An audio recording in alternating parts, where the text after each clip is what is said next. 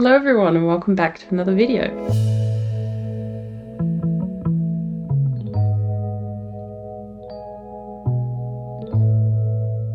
This is the first video of 2024. Sort of.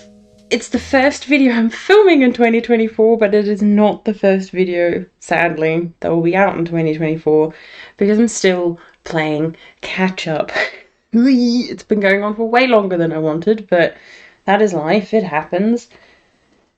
If you've been kind of watching my videos for a while, then you know that last year just wasn't a great year for me when it comes to filming. And in December I managed to catch up with most of the videos that I still had to edit, because I've been okay with filming, at least my podcasts, and it was just the editing that was just kind of dragging on. So I got through most of them. I still have the last video of 2023 that I filmed left to edit and go up, which will hopefully be soon. And this video is actually kind of like what I knit in December in 2023 / also a bit of January, because if you weren't aware, I was in Dubai over Christmas visiting my parents, spending Christmas with them, and I was there for all of December and like half of January. And so these are like my December makes / also what I did in Dubai because I think at least one of these I finished in January and not in December, but I'm including it in this video because it just feels right. Let's start with, before we get into the actual like what I knit in December and all of that stuff and what I'm wearing, I know that currently it's kind of, you know, in January everyone starts to release like, these are my plans for 2024 and all of that. And for me, January is more the month for planning and for doing things slower and kind of thinking about the year ahead and literally thinking about like my plans and my goals and whatnot, but I don't then share them on Instagram or anything like, or on YouTube or anything like that until like more like February. So probably by the time you're watching this, it will already be February, knowing how I'm going already this year. But I am just kind of trying to embrace just, if things have to go slower, they have to go slower. And this is, you know, a fun space to share my love of knitting and other things. Yes. What I'm wearing. It is freezing cold in the room that I'm in. So I'm back in Austria now, have been for a little while, and while I was gone, most of the heating in the apartment was turned off because it would have been just a waste of energy. So both environmental sense, it would have been a waste, but also money-wise, it would have been a waste. And it was just kind of like keeping some of the heating on just to make sure it's not like absolutely freezing cold, but it is colder than you would want to live in when you kind of come back. And I then started the process of kind of heating the apartment up again, but this room where I have been filming for over a year now, I think, is kind of tucked away so that it kind of almost doesn't make sense for me to heat it, because I don't really spend any time here unless I'm recording. At least that seems to currently be the case ever since it got colder. I would normally do my sewing here, but that kind of slowed down after it got colder because I think I was just really keen on the knitting. And when I am filming here, I'm wearing knitwear, so I'm actually quite glad if it's cold. So it is chilly, but it means I get to wear lots of lovely things.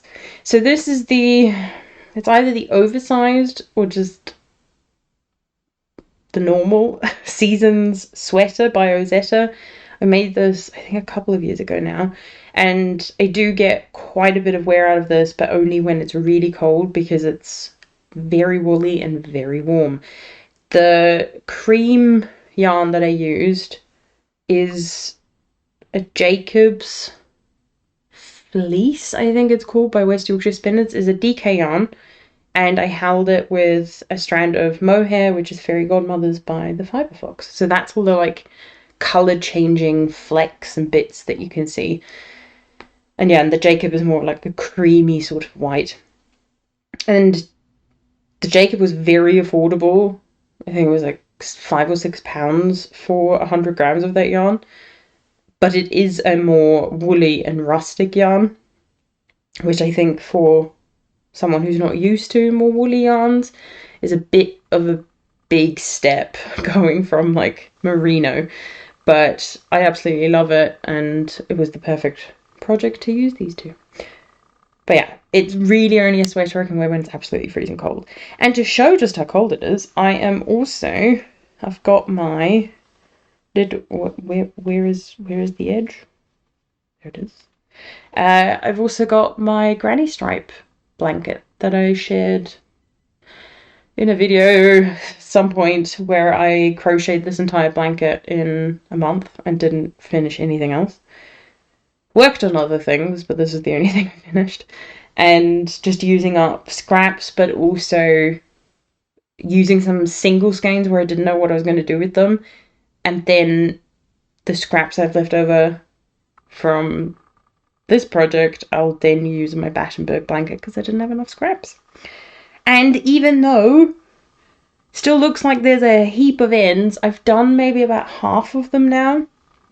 I try when I sit down and I use the blanket and I'm watching TV or something, instead of picking up one of my knitting projects, I try, if I've got my sewing needle, like my darning needle and scissors nearby, then I'll weave in a couple of ends. And once I get started, it's not that bad. It's just the starting process that's hard. So I'm getting there. I'm about halfway through, like I said. And then the last thing, I'll have to take them off to show you.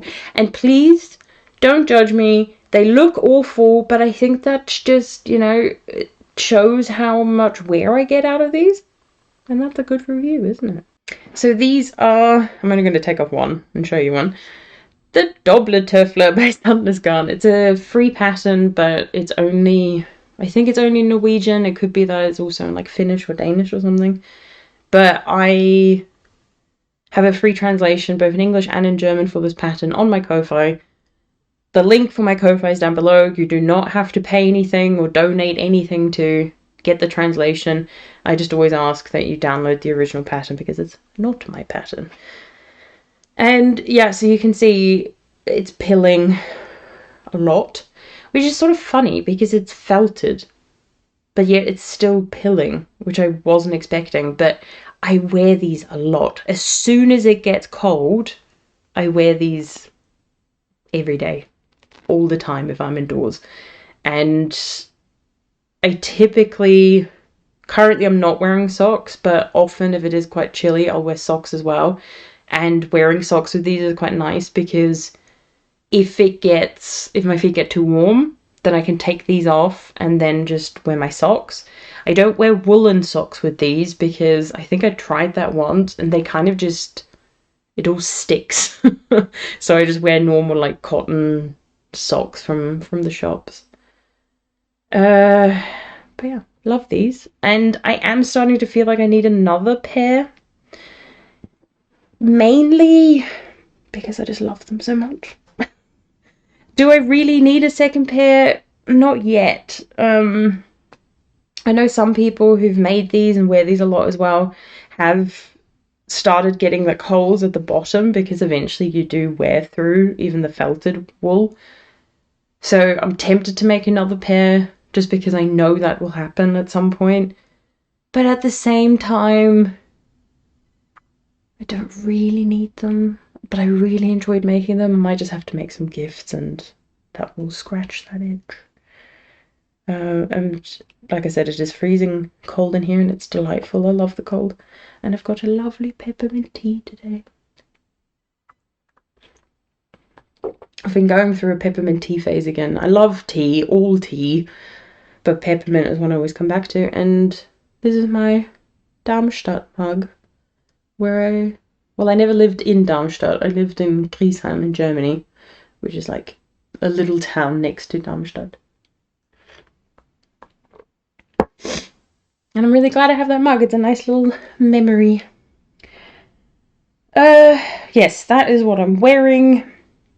I have quite a few finished objects, but not that many works in progress to show because I really am only showing what I was working on while I was in Dubai. Excuse me while I get my notes ready. And most of these finished objects I don't have with me, but I think I have pictures, maybe videos of them. I think for nearly every single thing that I've made that I don't have with me, I think I did post some reels and shorts on Instagram and YouTube, respectively.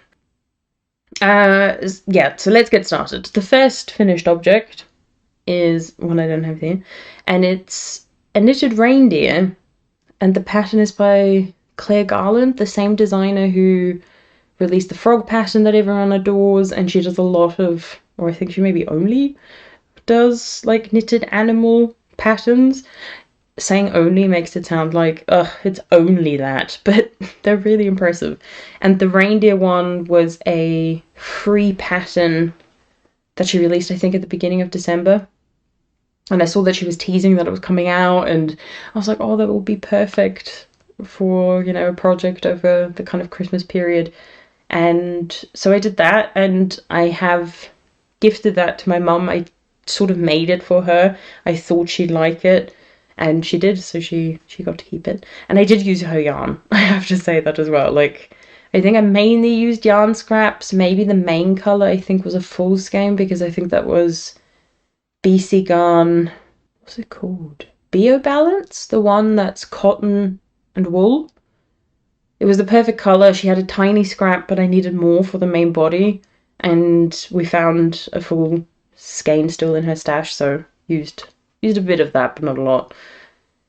And the whole knitting process of that was really enjoyable. You do work the thing flat, which I don't know, something that small, I'm always surprised with how long it takes to finish it.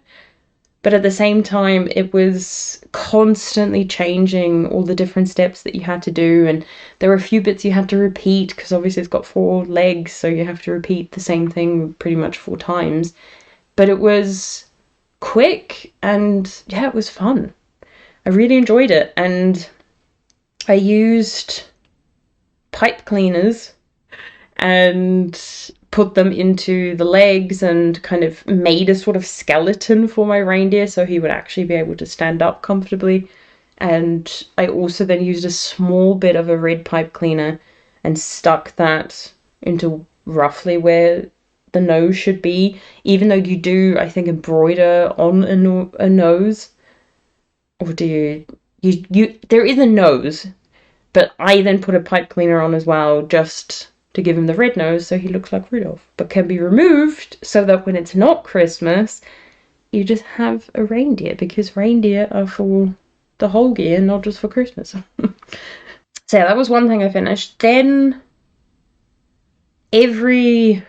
as far as I'm aware, every December for the kind of Christmas periods, Imagine Landscape releases a mystery knit-along gnome pattern. And I've done one before, I think that was 2 years ago, was the first time I ever knitted a gnome, and then also took part in the mystery knit-along. I didn't really start until it was almost finished because I wanted to see, do I like the finished thing? And I did. And so I kind of quickly got that done, gifted that one to my mum, and I decided I'd do the one from 2023 as well. And this time I'd prepared the yarn before I flew to Dubai and had already bought the pattern where it told you what colours you need, but the actual knit-along didn't start until the 1st of December when I was already in Dubai. So I took all of that yarn with me, the needles and everything, and yeah, knitted that in Dubai. And it is kind of like I think you get like every second day, sometimes every third day, something like that, you get a bit of the knitting pattern, so you never have to do that much in one go.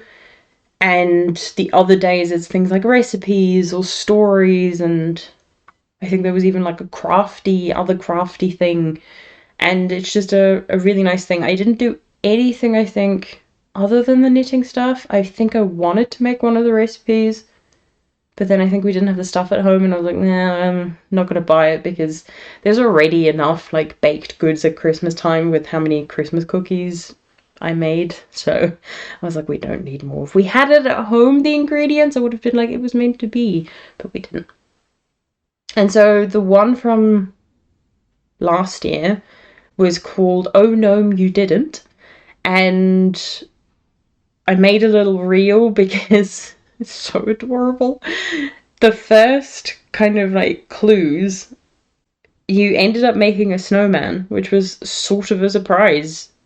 It started becoming sort of obvious, but then I kept thinking, like, but it can't be a snowman, we're making a gnome, so it can't be. But it was a snowman, and then the second half of the clues was knitting the actual gnome. So you had a lovely little snowman and a lovely little gnome, and I decided they deserve a little adventure out in Dubai, so they went and had a trip on the beach, and I did a little reel and for Instagram and shorts for here on YouTube. And like I said, the yarn I had picked out already before I left.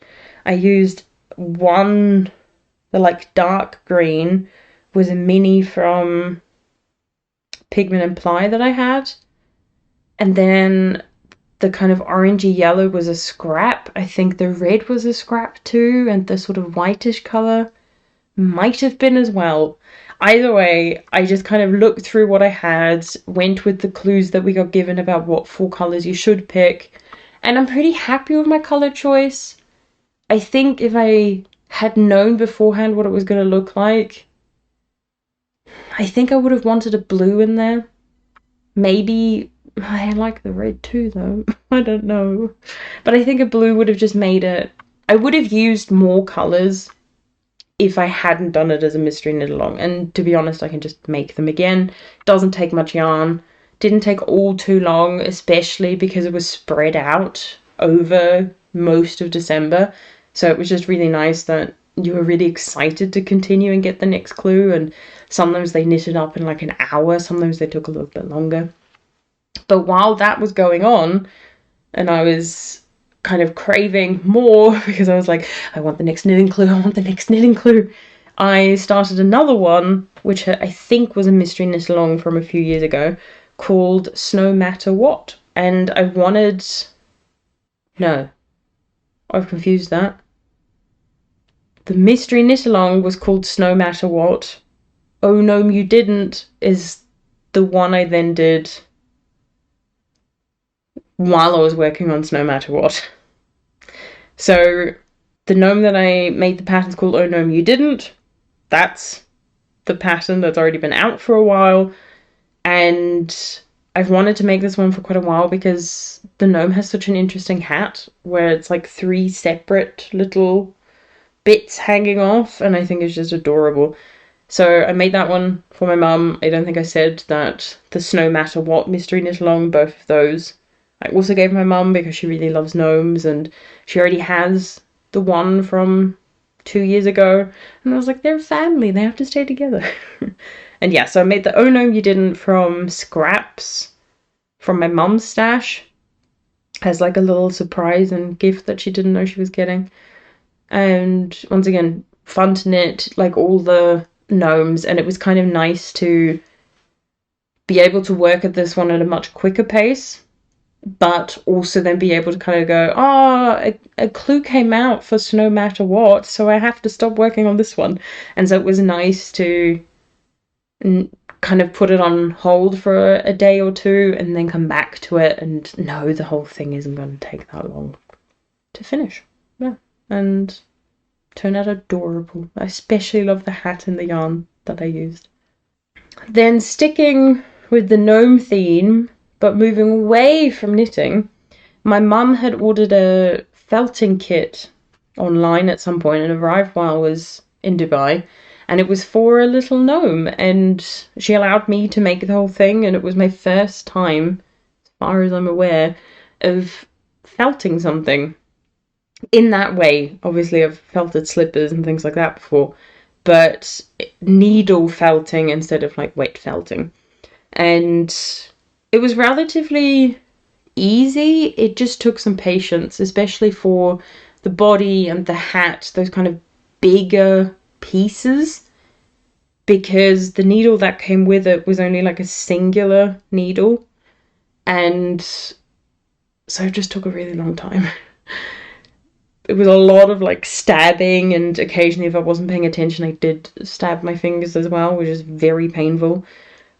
But I enjoyed the whole thing and ended up buying another like really teeny tiny kit while I was in Dubai, where you made 2 turtles, one being really tiny and one being a bit bigger. And I managed to finish the big one, but the little one I didn't manage to do before I left, and then I left all of that in Dubai. I can't remember why. I don't know if it was a choice I consciously made or if I just forgot that I had that, but that's waiting for me in Dubai. Yeah, so I tried something new with the needle felting, and yeah, it just took patience. Like with the smaller bits, it was quite fun because those came together quite quickly, and it was also sort of a steep learning curve with being able to shape something as you're felting it, and then also making sure that you don't felt something too much, because then when you go to attach another piece, then you can over felt like the thing, one thing or both of them, and so it was just, I'm still learning, but I enjoyed it. And the last thing that I don't have here with me is I made a Christmas stocking. So I can't remember the full story. It might have been Knitting Traditions mentioned a stocking that she was working on and she'd found another pattern. I think it was her, but I'm not entirely sure.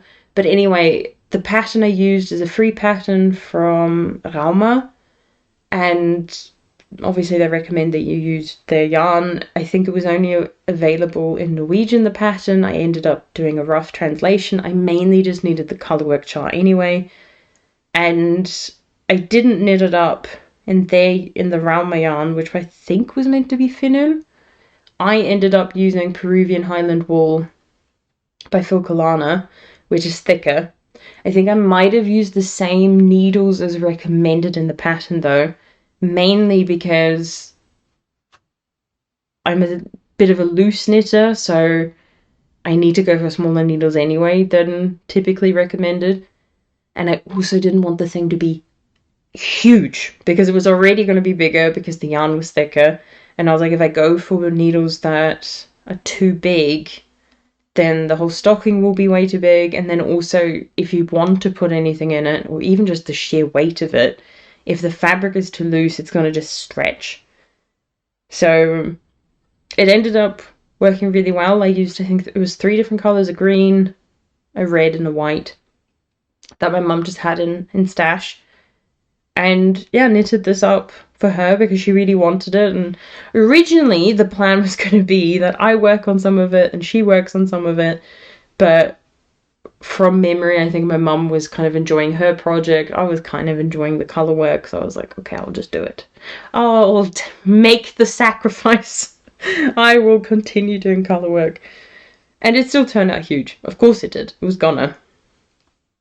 But I'm really happy with how it all looks. The only thing I'm not 100% happy with is the heel of the stocking, but that's mainly because either it's my translation, could be, I don't speak Norwegian, I kind of just use Google Translate and also a couple of websites that tell you like these knitting terms in Norwegian mean this in English. And I think also based on the pictures, I think the heel just doesn't work out perfectly with the like colours, because you're using 2 colours for the heel and you're constantly like alternating them. And I think with the like decreases that you're doing and things, it just doesn't look as perfect as I would have wanted it to. But at the same time, I'm like, I don't really care, it's just the heel. I don't think I'll be making that one again. Maybe if I did, I would try and use a yarn that's closer to the recommended yarn, so it's not as big. But it was fun to knit, but like I said, I don't think I need one. I don't use Christmas stockings because I still celebrate Christmas the Austrian way of what is for a lot of people in America and the UK, Australia, New Zealand, and other kind of English-speaking countries where the 24th is Christmas Eve, where I believe, if I'm not mistaken, you do the whole stocking thing, and then morning of the 25th is when you've got the presents under the tree.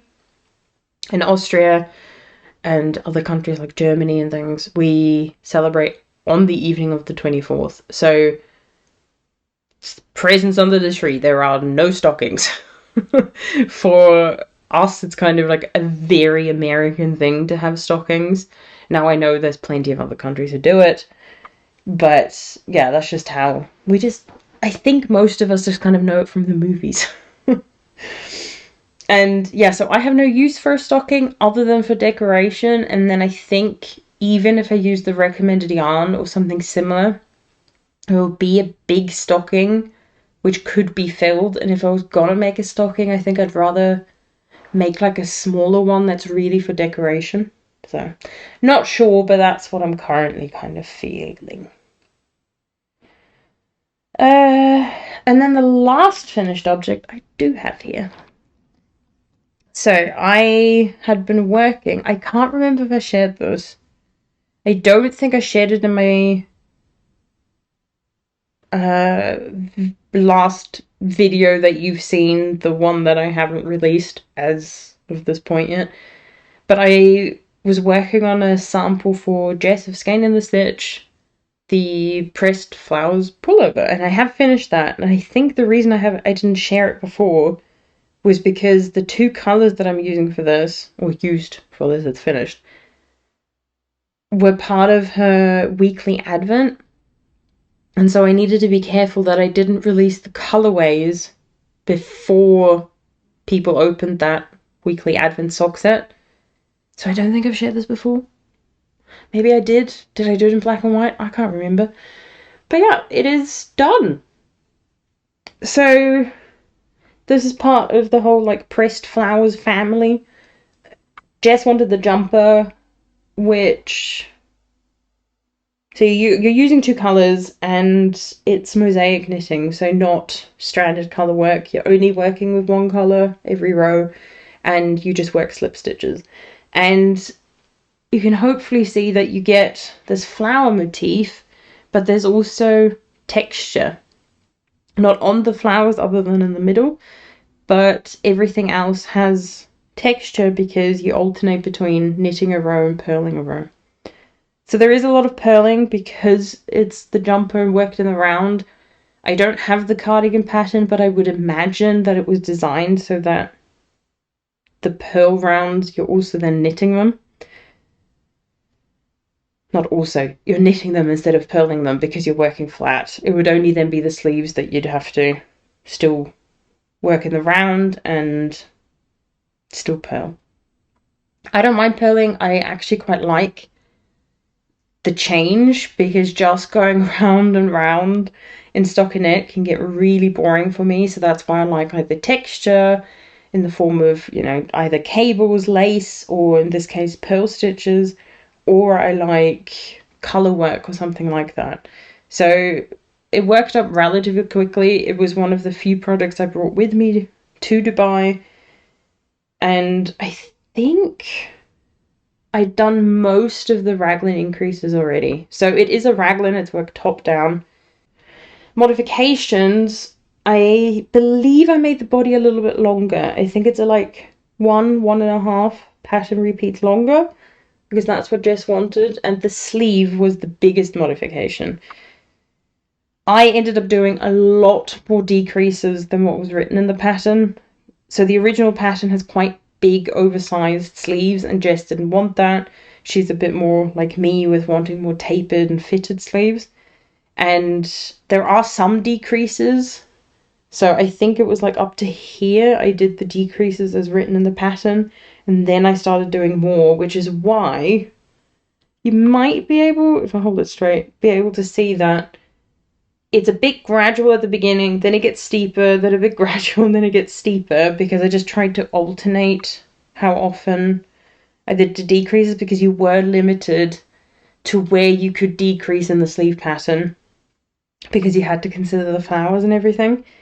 And it didn't work out perfectly. I thought I'd calculated it correctly. Apparently I hadn't. But you might be able to see that it does look like there's a flower missing here. And that's because it wouldn't have worked out. I would have like decreased into the flower and then it would have looked wonky and weird, and so I decided just to leave it out. But to be honest, it's at the bottom of the sleeve, which is kind of covered anyway, and I think you wouldn't really notice, and I don't think it looks that bad. I don't think it really looks bad at all. I don't think people would necessarily know that there's something missing there. And yeah, fun to knit. By the time I'd finished, or got close to finishing the body, I was bored of repeating the same sort of pattern, but I think that was less to do necessarily with the knitting pattern. It was more because when I knit at home, I have a load of projects on my needles. If I get bored of something, I just pick up something else and work on that for an hour, and then the next time I go to knit again, then this feels more exciting because I've had a break from it. In Dubai, I had brought with me this yarn, the yarn for the Elton Pullover, which I'd shown before, and I'll share progress on that today as well. I brought yarn for the Mystery Knit Along Gnome, but I couldn't start that until the 1st of December, and I was in Dubai before the 1st of December. And then I did bring yarn for another project, but I couldn't start that one until after Christmas. So I was a bit limited. I was like, I could do this, or I could do the Elton Pullover. And that was it. Because the Mystery Gnome, I could only work on if I had a clue. That's why I then started doing like these other small projects with yarn from my mum's stash, because I was desperate for something different. And I kind of liked it because I did make a lot of progress, like finishing this and progress on the Elton Pullover. But I was forced to be a bit more monogamous, and then just always had like smaller projects on the side that I was just churning out to try and motivate myself to keep working on this. And it's a nice change, but it really makes me realize how glad I am that I have the chance to have so many projects on the go and switch between them, because it really just helps me with my knitting mojo. So yeah, so that one's done. And like I said, the colours are from Jess's Hobbit Weekly Advent. It's the first week's set, which I think was called Bilbo's Garden. And I should say, you can probably tell, but the kind of yarn I used for the flowers is a variegated, and the green is more of a semi-solid tonal. Those are my finished objects. Whips, I only have 3 to show. Now, since I've been back, I have knitted on other things, but I'm trying to only focus on things that I was working on in December. But like I said, the pressed files pullover, I'm pretty sure I finished that in January. Whips, okay. Let's start with the Elton Pullover, since I already mentioned it, and this is something I had already shown in my last video. I can't remember where I was up to last time. It shows I haven't edited the video yet. But I don't know if I can figure out how this goes. I think I either had joined in the round or was about to join in the round. Was I only working on the back piece? I can't remember. But this is where I'm at now. So I have finished the front and the fronts and the back and joined in the round, so that I've actually worked on the body and a decent amount of the body actually, but still have quite a bit to go with it, and then obviously the sleeves and the neckband and things. And I have kind of put this on hold for a while. I think it was after Christmas. I kind of just wasn't in the mood to keep working on this. I wanted to finish the pressed flowers pullover and wanted to kind of just have something a bit different. So obviously this is just stockinette, but the beautiful thing about the Elton is the fact that you alternate, so you stripe with a mohair or a suri and then just with like a sock yarn. And I'm using the same colours for those 2 yarns. They're both from Skein in the Stitch because it's a sample for her again, and both of the colours are called Fibre. And it's interesting how different they look, considering they are the same colour, and that's just all down to the different like yarn bases. So Suri alpaca and her merino sock, I believe I'm using. And yeah, so it is stripes, so there is sort of like the excitement of, oh, only a couple of rows and then I get to switch. But I've noticed the more I worked on it that I'm much slower knitting the Suri stripe than I am with the fingering weight stripe. And that's just because the Suri is so much stickier. I knit that much slower and I have to be really careful. Whereas with the fingering weight one, I can just knit those rows without even looking. The Suri ones take a little bit longer. But it's a relatively simple pattern. It has nice shaping on the shoulder, which you can hopefully see by how big the stripe is towards the neck, but smaller towards the shoulder. And so that's really lovely because not all drop shoulders do that. And I think from memory the sleeves aren't meant to be full length, but I'll have to see what Jess wants. But I'm hoping to start working on this again and just working on a couple of stripes every now and then and just slowly get it done. There's no like pressure or deadline with this one, whereas with the press pullover, obviously that needs to be with Jess before the pre-order so she can like take pictures and things. But this sample is a bit more of just showing off her yarn, showing off the colorway, but also just because Jess really wanted this piece for herself and she's just a bit limited with her knitting time. And I was like, I'll knit it for you. Gladly do it.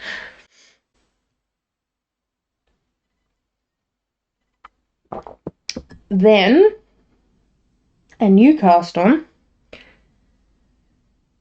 So one of the good things with me having not brought a lot of yarn with me, because I was like, it's going to take away suitcase space, I'm going to be limited with how much time I'm going to have to work on things because I had things already planned.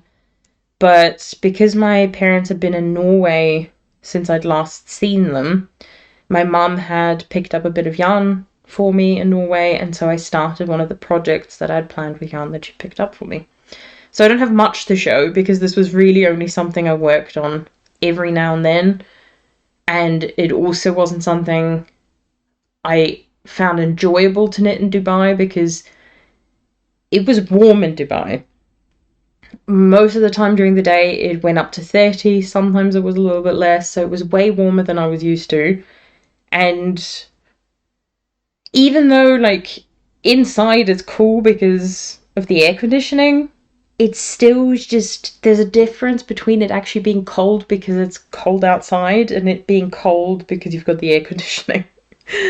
So this was just too woolly for me. But I'm making the Vildnis sweater by Fibre Tales, and you can't see much. You really can't.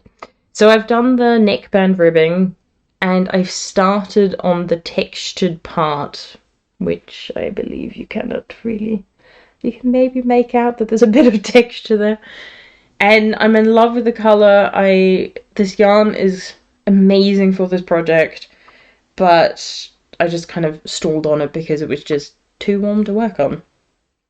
But now that I'm back in Austria and it's cold, you know I will be working on it. The yarn I'm using is from Rauma. I think it's called is it just called lamb wool? It's a lamb's wool. And it's a fingering weight yarn because the original used lamb's wool from Guld, I think they're called, which I think is a Danish company. And this was a yarn where I'm like, I think it could be similar enough that it could work. And I did a little gauge swatch and it looked like it was going to work out perfectly. It is woolly, so it's not like super soft, but it's also, I don't know, it's a woolly yarn, let's just leave it at that. And yeah, I'm excited to continue working this up because I think the jumper is going to be adorable.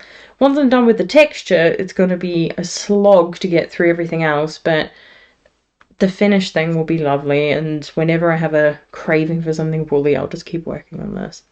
But so that was something I started while I was in Dubai. And then the last thing is the project I couldn't start until after Christmas. So for Christmas, I had decided that I was going to get my mum the Knitting for Olive yarn needed to make the Alex scarf, which is one of their patterns. And it comes in 3 different sizes. The first one, which is the smallest one, I think only uses their compatible cashmere, held double. The second size, the medium one, which I'm making, and the size I also bought my mum the yarn for, uses merino and compatible cashmere.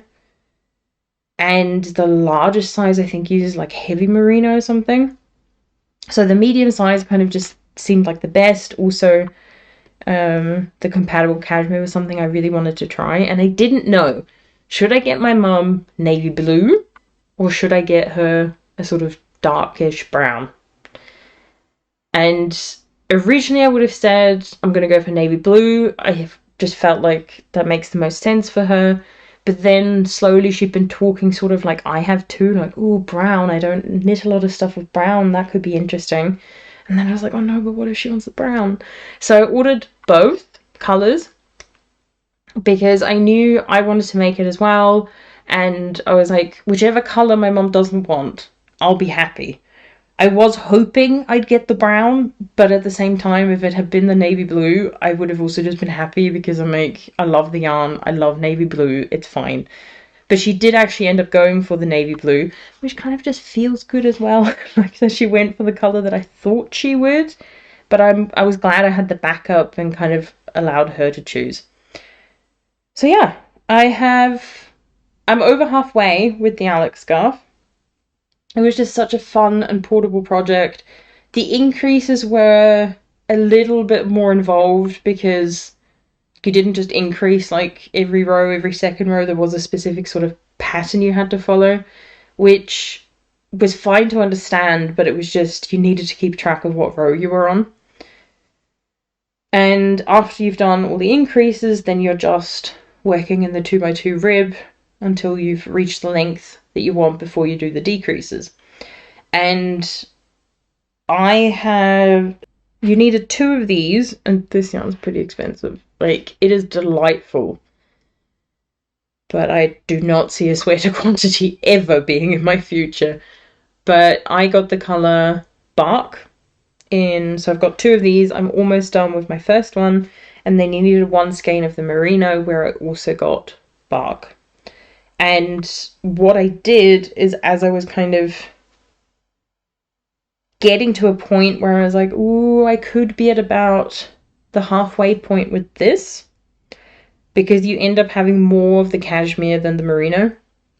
So I was weighing this, and then once I got to slightly under, I'd used slightly under half of the skein, I then put in a little marker here to indicate that I used roughly half the yarn to knit all of this, which means if I then measure it from where I stopped increasing to where the halfway point is, then I know I should have plenty of yarn to knit to this point before I start decreasing, without having to worry I'll run out of yarn.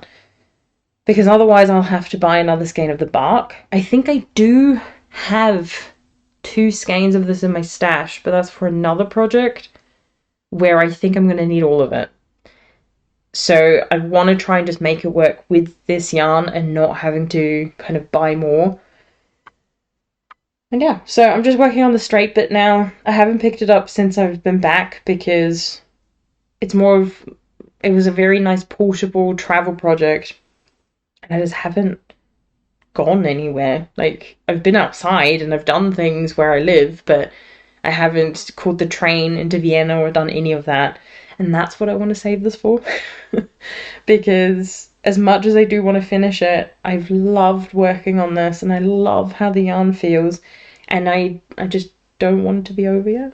So I'm not rushing this one. I'm kind of just letting it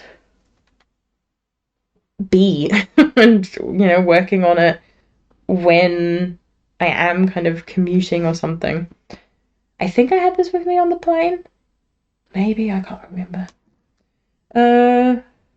Yes, so that's all the knitting for December / beginning of January.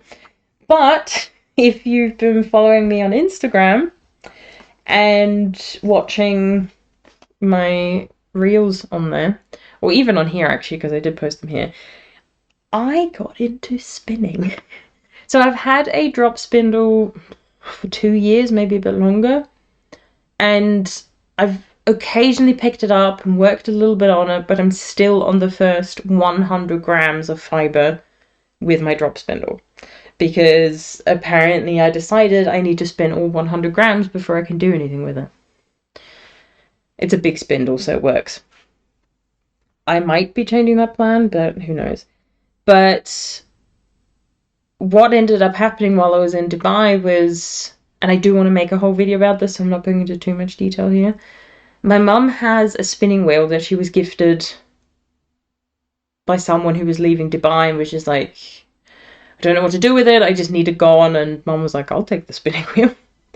And it's an Ashford Traveller and looked like it was in really good condition. And Mum and I had tried multiple times with some fibre, hand-dyed fibre that we'd got relatively cheaply because they were closing their shop.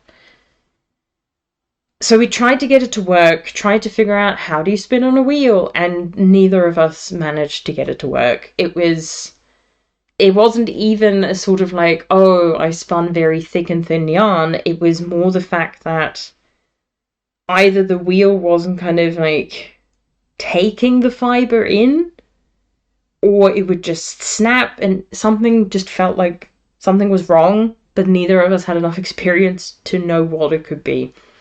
And that's just how it had always been. And then one day in December, I woke up and was like, I want to know what it's like to spin on a spinning wheel. I've wanted to know for a really long time because I felt like it's something I think I could enjoy that. So as soon as I woke up, grabbed the spinning wheel, grabbed my phone and some headphones and sat down and did some research, watched some YouTube videos to get a sense of what should a spinning wheel look like when it's set up correctly, and what, maintenance bits can you do to make sure your wheel's running okay. And I managed to figure out what the problem was. Like I said, I'll go into the details in a spinning specific video. But I got it to work. And the 100 grams of hand-dyed fibre that my mum and I had that we'd been practicing with, we only had like a teeny tiny bit left. And I ended up spinning that as my first spin. My mum has kept that little nugget of yarn because I looked at it and was like, I can't do anything with this. It's so thick and thin. Like, this is ridiculous. So she said she loves it, so she's kept it. And yeah, that was the first thing I had ever spun. Classically, of course, it was very thick and thin. And the yarn was from, the fibre, was from Pixel Atlantis. And I think the colourway was called George and Fred's Fireworks. Now, I don't know if they do dye anymore. All I know is I got the fibre really cheap because she was closing down her Etsy store. I don't know if that means she's just not dyeing anymore. I haven't checked. After that, I then went to spin up another one of those fibres from Pixel Atlantis. This time a 50% white merino, 50% grey merino in the colourway Luna. I spun this. So this was me kind of getting a feel for the yarn and also for plying. So I have made a 2-ply yarn. It's thick and thin still, of course it is. And it's about an errant to bulky weight. It sort of depends what area you're using. But for the most part, I'm really happy with this as like my second or like my first proper spin, really, because the little bit doesn't really count. So I spun that one.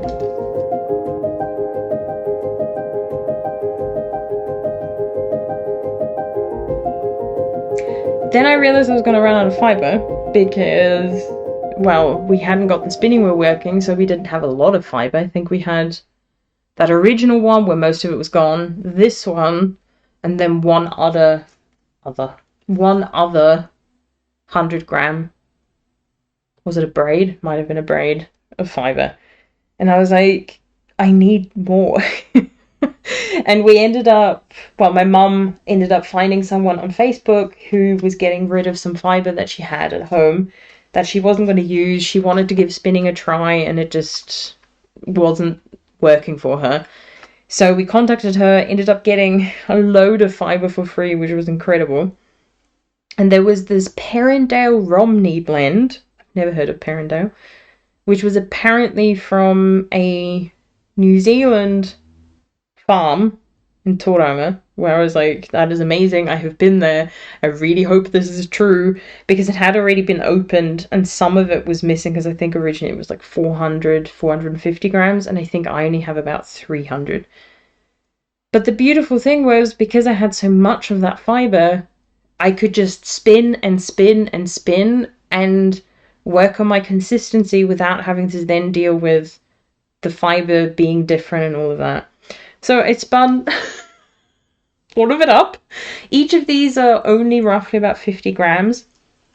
And I didn't ply these. These are just a single ply yarn. And I'm hoping, or I'm planning, on making a shawl or a little scarf with this.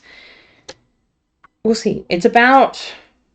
No, it is an Aran weight. That's what I was going for, like a worsted to Aran weight, but all I was happy about is that I was a bit more consistent, and spun all of this in a weekend along with this one, because my parents were away in Abu Dhabi, and what do you do when you're alone in your parents' house? You spin a load of yarn. Of course you do.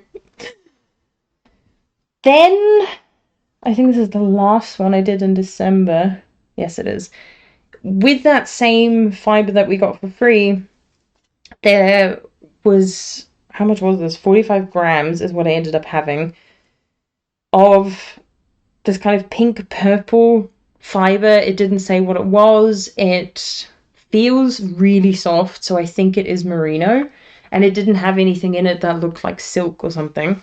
And I spun that up next and focused once again on consistency, but also just getting it a bit thinner because I wanted to practice my chain plying. And I should say, with the little bit I had left at the end from doing the 2-ply, I had a little bit left from one of my bobbins, and I practiced chain plying with that, so that when I'd finished spinning this, I could actually do a proper chain ply.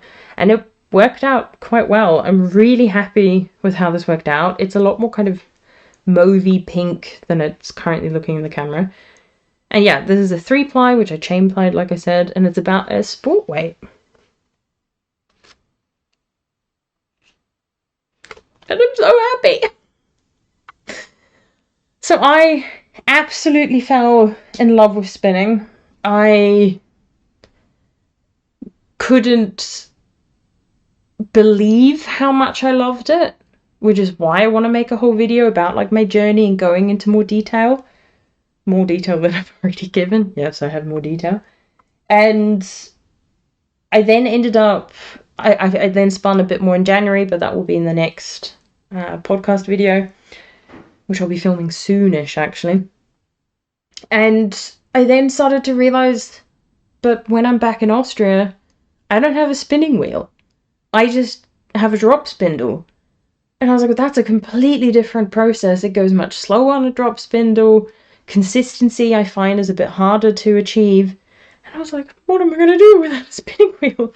And I ended up starting to look on the internet, like seeing, ideally I wanted an Ashford wheel. I was like, the one that my mum got for free, which still just blows my mind. But the one my mum got for free was so good, so smooth, so quiet. I was like, it's a dream. I see why people love Ashford as a spinning wheel company, and I was like, I want an Ashford. Buying it new is expensive, but it wasn't just that. I was like, didn't really want to buy it new. I was like, there is something so amazing with spinning wheels if they are secondhand, and especially if they are already quite old, but you know, have been looked after. And so I was like, I don't want a new one. Even if there are, I think it's the Ashford Traditional. That's one of their more affordable spinning wheels. And I was like, but even if I had the money for it, I was like, I don't think I want to buy a new one. And I ended up, like, I looked online and most of the spinning wheels were more for like decoration, or if they were for spinning, they were not looked after and would require way too much work, and work that I don't know about. But I ended up finding a charity in Upper Austria, where I'm actually from, so that's nice too, that was selling a spinning wheel. It didn't say what brand it was, they didn't know, and it looks like a Ashford traditional, but I don't think it is, just because of the like finishing touches. It doesn't have an Ashford mark on it anywhere, but it's a lovely wheel. I would still love an Ashford, I'm not gonna lie about that, but right now it's satisfying exactly what I need. I'm able to spin. I have 4 bobbins in total. They fit about 100 grams of fibre on there, or yarn at that point, I guess, and I'm really happy with it. So expect a lot more spinning content from me in the future, because I really just have fallen head over heels in love with it. And like I said, I have a whole video planned, and I might also do some other spinning videos, but like I said, I'm still very new to spinning. I am not an expert, but in some ways I thought it could be interesting to kind of show and share my kind of spinning journey, to kind of show that it's possible. And do I do everything right? Probably not, but I don't know enough to know if I'm doing it right or if I'm doing it wrong. But I'm getting out yarn that I'm loving, and like I said, I've got plans for the brown yarn that I showed. I was thinking with this one I might make a hat, because I think that could be fun with the texture of the yarn.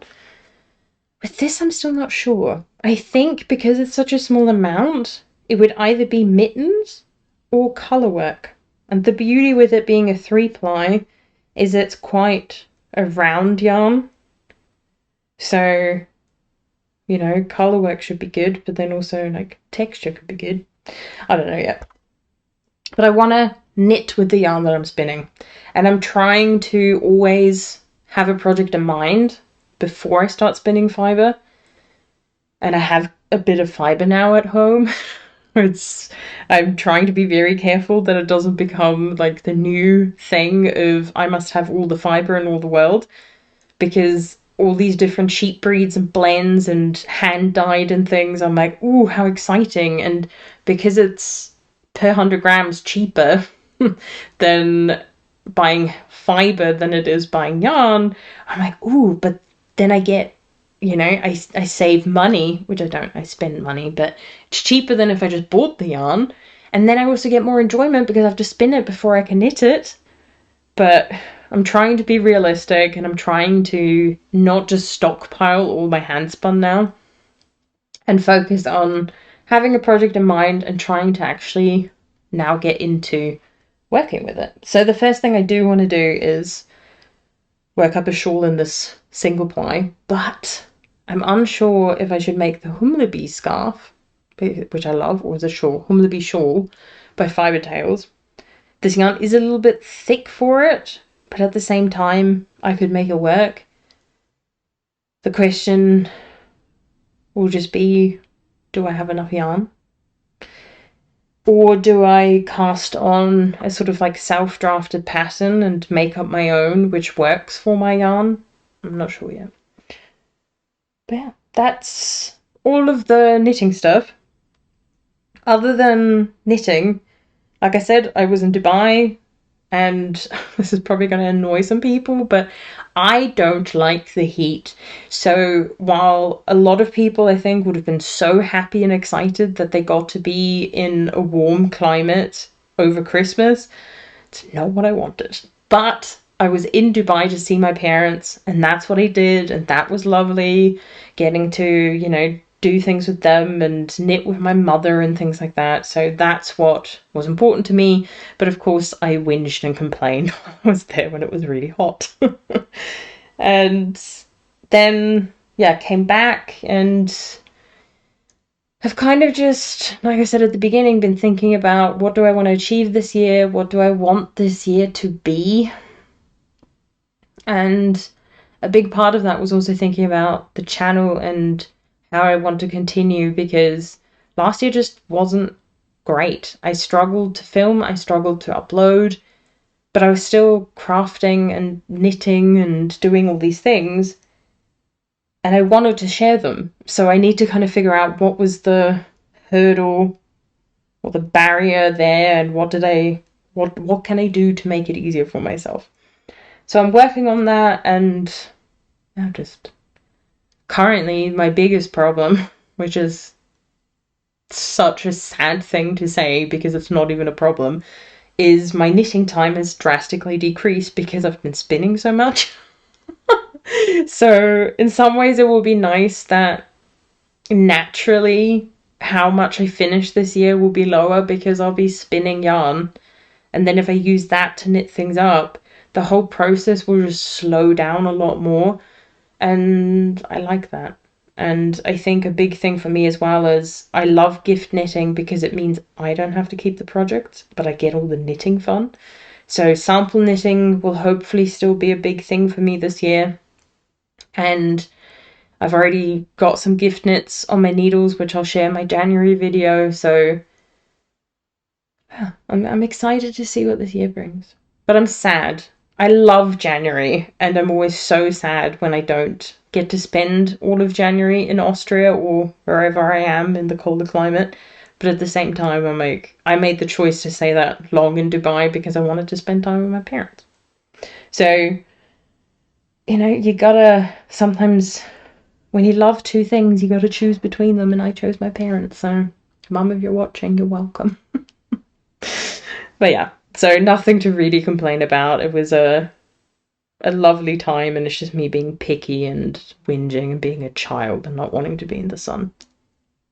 I like the sun during winter because it's just a little bit warm and a little bit bright, but in summer or even in winter in Dubai, I'm like, it's so hot. Anyway, I'm going to stop complaining about the fact that I was in the sun in December, and I'll see you in the next video, whatever that may be. It might be plans. But thank you very much for watching, and I'll see you in the next video. Bye!